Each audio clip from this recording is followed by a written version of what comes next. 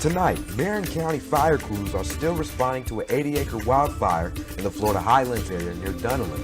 We'll have the latest details on that. Also, recently, Governor Ron DeSantis disapproved of the city of Gainesville's actions regarding mask rules. And have you ever heard of smell therapy? You can use it if you still suffer from COVID symptoms, even after having COVID. Stay tuned for these news stories and more. Nightside at 11 starts right now.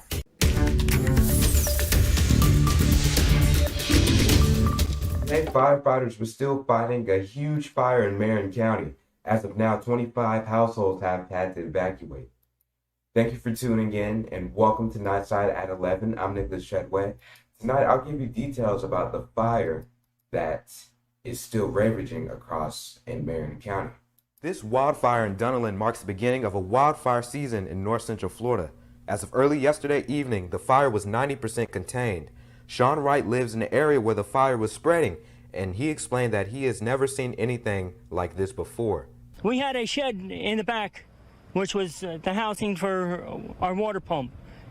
It came up, it burnt one vehicle and burnt everything else behind us. He went outside because he heard his dogs making noise and saw a bunch of smoke. Wright's priority was getting his dogs out of the house in case it burned down. Seeing the flames, I heard a noise. I looked back over there after I seen the smoke, seen the flames come up almost clean over the top of the trees. Dozens of units from Marin County Fire Rescue and the Florida Forest Service were working together to fight the massive flames. The Public Information Officer for NCFL, James Lucas, said all 25 homes that were evacuated were saved. Multiple cars in an RV were fully involved upon our arrival, so we just worked to extinguish those fires as to not cause a nuisance later on. According to the PIO, the RV and cars were deemed a total loss. He said 3 outbuildings, such as a shed or detached garage, were also a total loss. Lucas explains they did manage to save all the animals in the area. We have not lost any pets. That's something we're very proud of. Upon arrival to the scene, there were many pets running around, horses and other livestock, but they were contained into their, pastures and kept there. 3 homes suffered minor damage and 3 helicopters were up in the air, dumping water on the fire. The cause of the fire is still under investigation as of tonight. In north central Florida, I'm Nicholas Treadway, WNIC Gainesville. Nathan Scott was asked to leave after refusing to show his vaccination card. Here's more on that. The debate over masks in the city of Gainesville has caught the attention of Florida Governor Ron DeSantis. People entering Gainesville City Hall were able to take off their masks if they showed proof of a vaccination. In return, the individual got a sticker that identified them as fully vaccinated. Governor Ron DeSantis' office sent WCJB TV 20 a statement that reads, Gainesville's vaccine requirements violate the spirit of the governor's emergency order 21-81. Gainesville city leaders use an orange sticker to identify those fully vaccinated inside City Hall. City Manager Lee Feldman explains it is optional to identify as fully vaccinated, and doing so will allow people not to wear a mask if the individual doesn't provide proof. They are still required to wear a mask. The orange stickers was just a visual clue, or cue rather, that would allow anybody who is enforcing the mask requirement inside the room to know whether you needed to be wearing a mask or not. Resident Nathan Scott believes this is a violation of orders. The President of the United States, the CDC, the Governor of the state of Florida has stated that as a vaccinated citizen, I'm free to go about my life as normal without a mask, yet City Commission is requiring me to show proof, and that's in direct opposition to Florida law. According to Feldman, in following CDC orders, they can create rules for their building. Even if you follow the CDC guidelines, they're very clear that businesses and such can still require masks to come in, right? And so we're looking at this as the proprietor of a building. Scott's concern lies with city leaders' request to see his vaccination card. I'm not going to have my personal health information and my civil liberties trounced upon. He doesn't carry his vaccination card, instead proved to city leaders that he was fully inoculated in another way. I showed them that I received my vaccination at the University of Florida via a Facebook post, and I guess ultimately I prevailed on the issue, but I did not show them my vaccination card. According to Feldman, the orange sticker policy was for one day, and the city leaders aim to return to full operations without restrictions by July 6th. Well, speaking of the city of Gainesville's meeting on Thursday, they also proposed to make everyone pay the same prices for trash pickup. City commissioners decided to throw out a recent decision to charge everyone the same rate for trash pickup. In their meeting Thursday, commissioners unanimously approved a motion to schedule a special meeting to address the trash payment step schedule that was charged more for bigger bins. That idea was to promote recycling. That was called into question in a study by the Office of Equity, which claimed black people recycle less than white people and therefore pay more for trash pickup. 2 weeks ago, commissioners voted to end the step payment plan, but then received blowback from environmental activists. Commissioner David Ariola said he is open to hearing other options. It was always my intention to hear alternatives to the program as far as pricing is concerned. So that's what I still want to hear. I want us to be able to keep a solid waste program that is not detrimental to anybody in our city, and that's kept up with. The special meeting is expected to take place after the commission's summer recess. Molly Scott was diagnosed with COVID in December. She says there was one symptom that lasted longer than the rest. I made a cup of coffee and I didn't smell it and I didn't taste it. So that was disappointing. Scott is far from alone. We've had a tremendous number of patients that have come in with loss of smell from COVID. Piedmont Hospital ENT surgeon Dr. Shathil Parikh says anosmia, or loss of smell, takes place when the virus causes inflammation in the nerve cells that run from your olfactory nerve in the top of your nose to your brain, basically blocking the smell message from reaching the brain. Parikh says the scary part is it could take months or even years to get your sense of smell back, and it's not a sure thing. 85% get their smell back in 1 year. About another 5% it takes up to 2 years, and 10 to 15% may not ever get their smell back. Now that's our studies with some of the older viruses. The coronavirus is new, the COVID is new, so we just don't know. But there is something that could help. It's called smell therapy, and here's how it works. Parikh says to think of smells like colors, with 4 primary types: floral, fruity, aromatic, and resinous. Twice a day, you take deep inhalations of these 4 smells, stimulating the olfactory nerve and actually regenerating the neural pathways. Parikh says you can use items in your kitchen, like cloves or fresh-cut lemons, but the easiest way is to use essential oils that hit those 4 marks and just breathe them in a couple of times a day. There's really good data out that shows that smell therapy is beneficial at improving the recovery of the smell nerves. They saw in studies that you had about a 10 to 15% improvement over time. An improvement that could make a huge difference for people like Scott.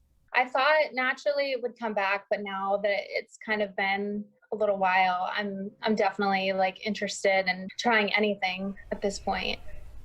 Dr. Parikh says if your smell hasn't fully returned 3 months after COVID, you could be a good candidate for this kind of smell therapy.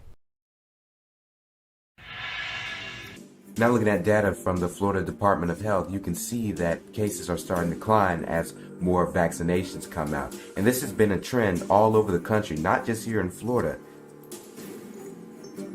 Looking at daily deaths, you can see those are also starting to decline. Except for the past few days, it seems like they have been on a rise.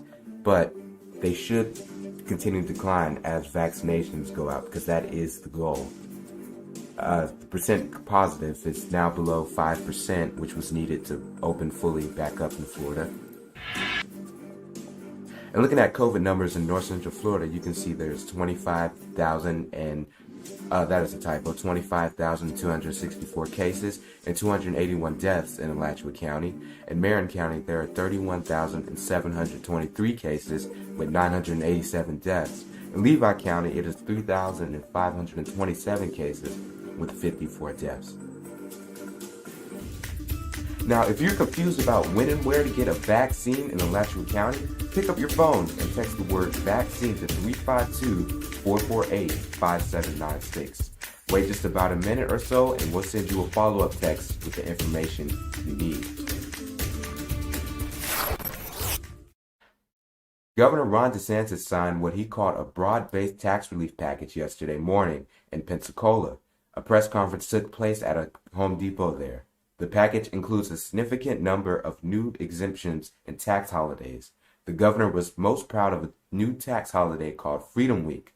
It will be a 7-day holiday with the week of July 4th, with exemptions on outdoor recreational purchases, things like fishing and boating equipment, as well as tickets for events, fairs, state parks, and fitness clubs. Coming up, a Virgin Galactic manned shuttle makes its first rocket-powered flight to the edge of space. Also, we'll give you the latest information about Israel and Gaza.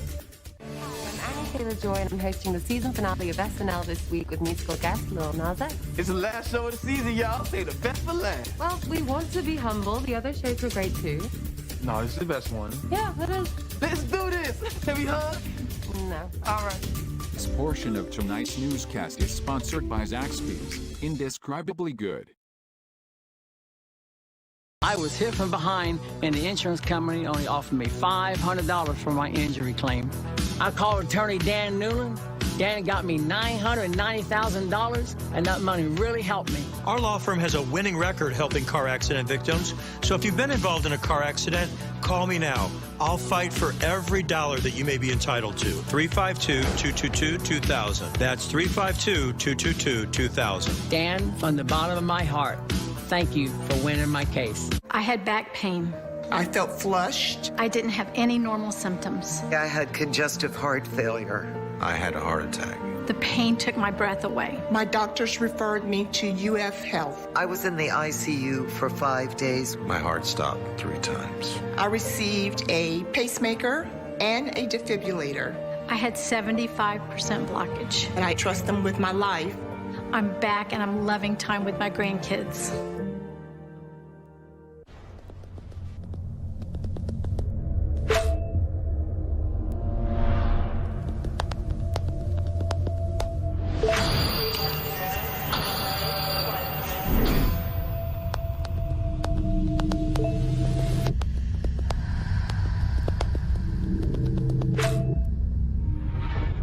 The aerosol in vapes can lead to respiratory damage. Watch Walker's full story and get the facts at thefactsnow.com. As America's largest injury firm, there is no firm I would ever hire but ours. Reputation matters, results matter.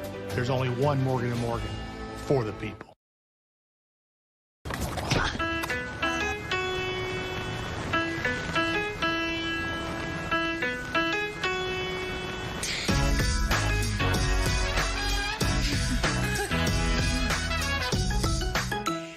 And suddenly, the ghost appeared. Chip, huh? Those chips? Yeah, you're glistening, bro. When you want that sweet satisfaction of real chocolate in every bite, Chips Ahoy is here for it. Here for happy. Scoot over. Squeeze in. Pull up a chair. Because life's just better when you believe there's always room for one more. Ritz. A taste of welcome. Allergy sufferers. Bedtime means it's time to take Zysol. Zysol relieves allergies while you sleep, so you wake refreshed. And in a clinical study, after just 1 day, 90% felt powerful 24-hour relief. So be wise all. Take Zysol at night. Belvita, the dip it, sip it breakfast biscuit. Dip it, sip it. Belvita biscuit. Dip it, sip it. Belvita biscuit. Double dip it, double sip it. Belvita biscuit. Make every morning delicious with Belvita. Bedtime.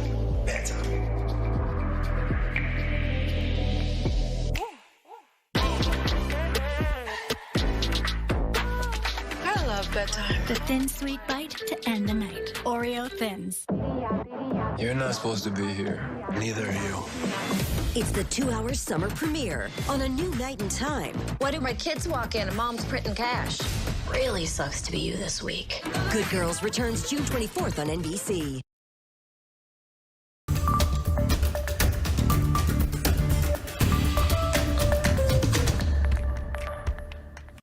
Welcome back. We move on to the news about Virgin Galactic shuttle that launched today. High above the desert in a cloudless sky, VSS Unity ignited its rockets to hurtle the ship and 2 pilots towards space. A live feed by NASASpaceflight.com showed the ship accelerating upward and confirmed a landing later via radar.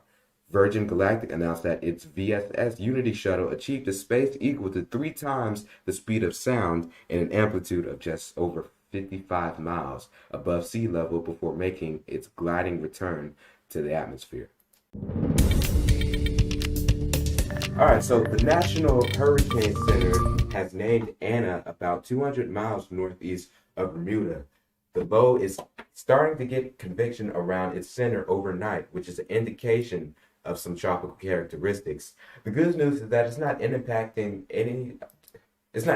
us directly, and it should be a short-lived system as the low in the forecast should move to a more hostile environment by Saturday night or Sunday. It's going to stay out by sea, as you can see here. As getting models, you can see here that it's going to go out, and it's not going to come anywhere towards us. So we are safe as for now. But remember, hurricane season starts very soon, so be prepared. But looking outside right now, you can see it is clear, and it's going to be great for the next few weeks. Even though summer does not officially start until June 20th, we're going to have a little taste of it tomorrow. Partly, the mostly skies are expected all day, and temperatures will be in the upper 80s to low 90s. Right now, outside, it's 65 degrees outside, and it is clear with wind speeds. Pretty calm tonight. Humidity 81%, the dew point 58%. So very comfortable outside right now.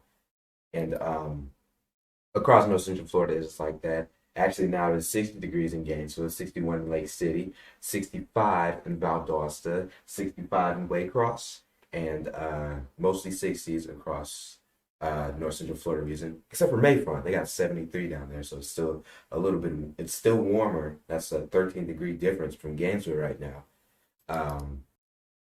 4-hour temperature change, which you just saw. Points in Gainesville right now, 57, mostly 50 and 60s across the First Coast region right now. All right, so this is the best severe weather outlook, and you can see we don't have anything right now. You can see Louisiana is having all the fun right now. They're having all the watches and the warnings and stuff, but we, as of right now, are fine. As you can see, like I'm saying, here's the rain and everything that they are getting right now. And you can see we're not getting anything. This whole map, you cannot see any drop of rain. That's because of the high pressure that is staying stationary in Florida over the next few days, which is going to cause the high temperatures and little to no precipitation. And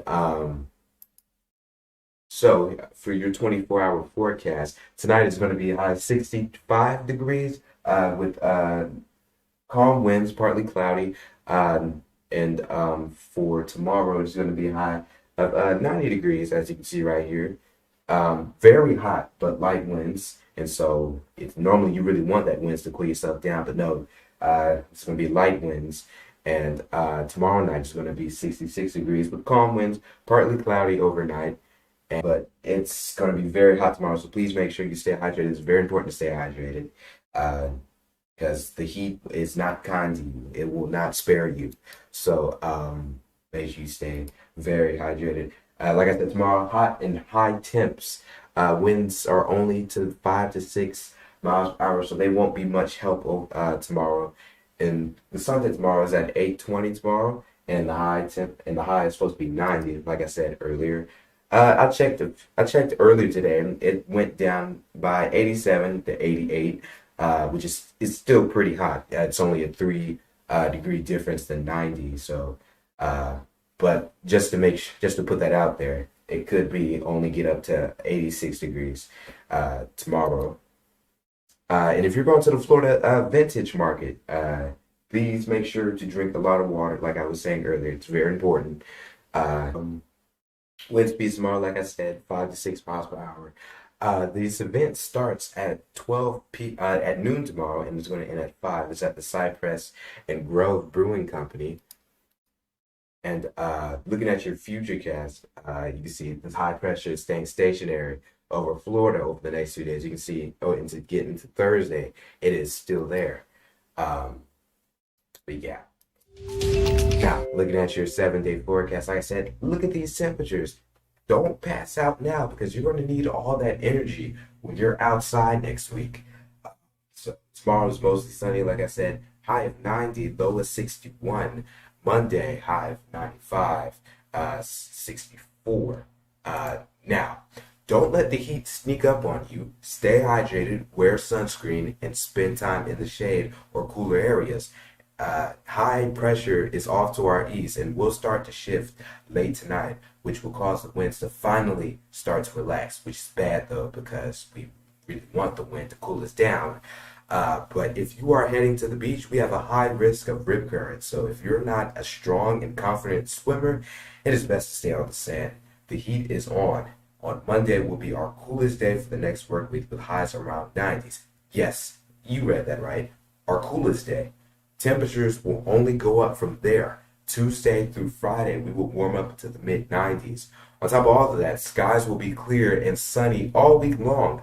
Some models show that a few stray showers Wednesday and Thursday and Friday, but nothing that will wash out any outdoor plans. We do increase the rain chances ever so slightly for next weekend, but it will still be hot into the low 90s. A tentative ceasefire has delivered a degree of peace after 11 days of intense violence between Israel and Hamas. But hostilities may persist on social media, where misinformation and propaganda flow freely throughout the deadly conflict. The truce brokered by Egypt came after days of increasingly urgent prodding from the U.S. President Joe Biden and Israeli Prime Minister Benjamin Netanyahu to de-escalate the offensive in Gaza.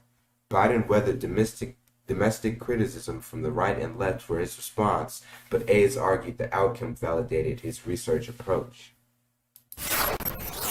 3 people are facing murder charges following a shooting on Monday that killed a man in Brooker. Monday evening, deputies responded to the 13,000 block of Northwest 223rd Lane to find Tarun Blocker, 44, dead from apparent gunshot wounds. According to the sheriff's office, the ensuing investigation revealed that Jasmine Webb, 32, Doug Heath, 36, and Martisha Johnson were in an ongoing argument over social media with someone at the property, deputies say. The trio's intended target was not Blocker, deputies say. The intended to shoot another adult victim, but that person was not injured. On Thursday, Heath and Johnson were arrested in Alachua County and Webb was arrested in Levy County. According to jail records, Webb is now being held at the Alachua County Jail. All 3 face varying degrees of homicidal charges, according to the sheriff's office. CDC has said that older adults and people with chronic medical conditions are more likely to get severely sick from COVID-19. But what about claims that balding makes COVID worse? Paolo Suro verifies, is there a link between COVID-19 and people with male pattern baldness? Could going bald put you at higher risk for complications of COVID-19? To verify, our sources are medical expert Dr. Payal Kohli, the Journal of the American Academy of Dermatology, the American Association for the Advancement of Science, and a study from biomedical database UK Biobank. According to all 4, this is true. If you have male pattern baldness, this is just a sign that your body may be more sensitive, to getting hospitalized. Let's start with the how. Dr. Kohli explains that people with high levels of sensitivity to androgens or sex hormones are more likely to end up in the hospital for COVID-19.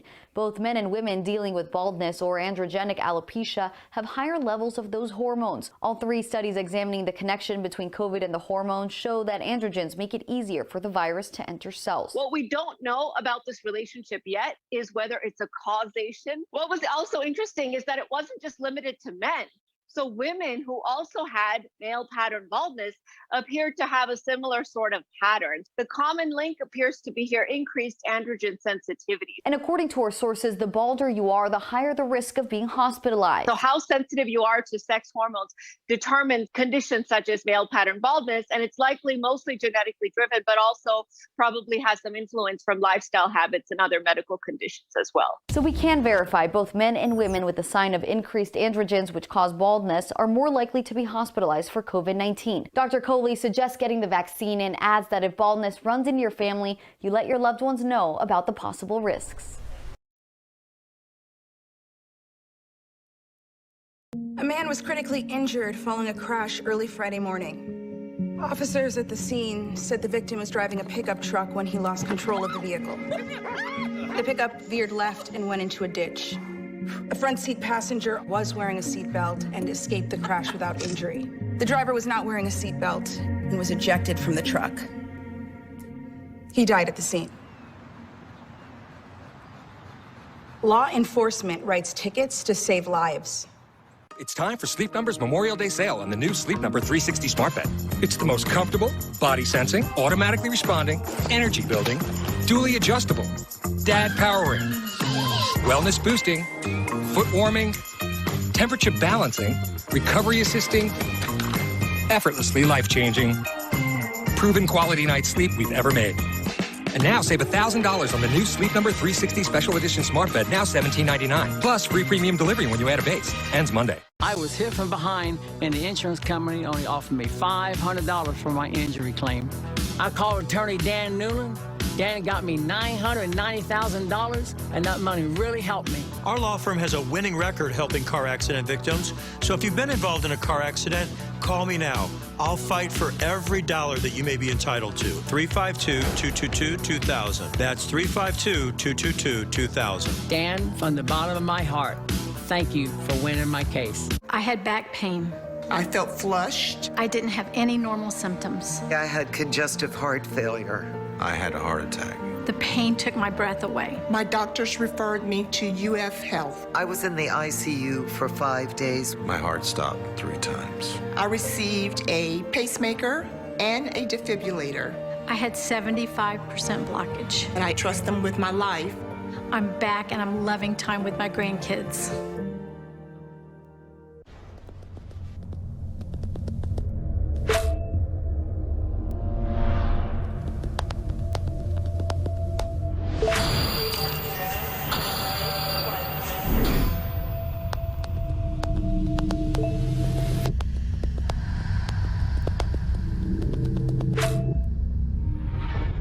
The aerosol in vapes can lead to respiratory damage.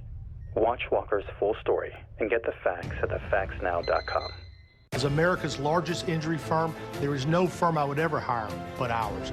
Reputation matters, results matter. There's only one Morgan & Morgan, for the people.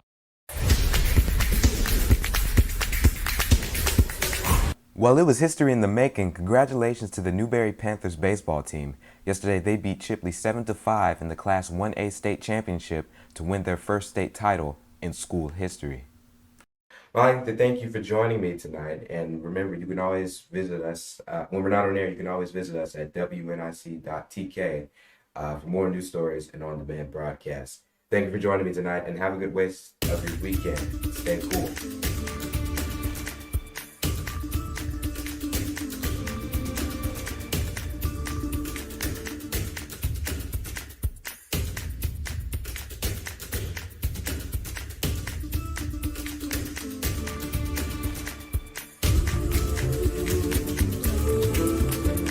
Thank you for watching Nightside at 11. Remember, when we're not on air, you can visit us at www.wnicgainesville.tk for more news stories and on-demand broadcasts.